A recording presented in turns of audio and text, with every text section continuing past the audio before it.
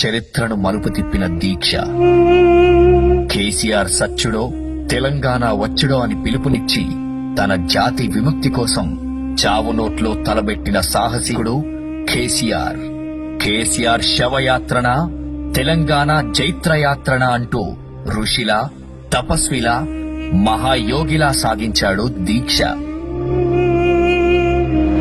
కేసీఆర్ ఆమరణ దీక్ష ఊర్లను ఉరకలెత్తించింది, పట్టణాలను పరవళ్లు తొక్కించింది, యూనివర్సిటీ ప్రాంగణాలను ఉర్రూతలూగించింది, గుడిని, బడిని, మడిని జై తెలంగాణ నినాదంతో ఏకం చేసింది.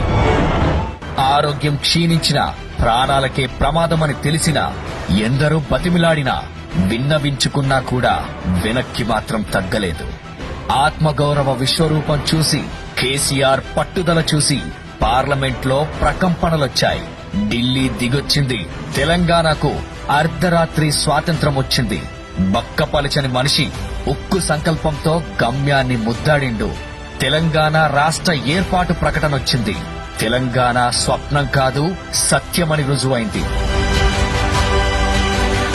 తెలంగాణకు అప్పుడైనా, ఇప్పుడైనా, ఎప్పుడైనా స్వీయ రాజకీయ అస్తిత్వమే శ్రీరామ రక్ష.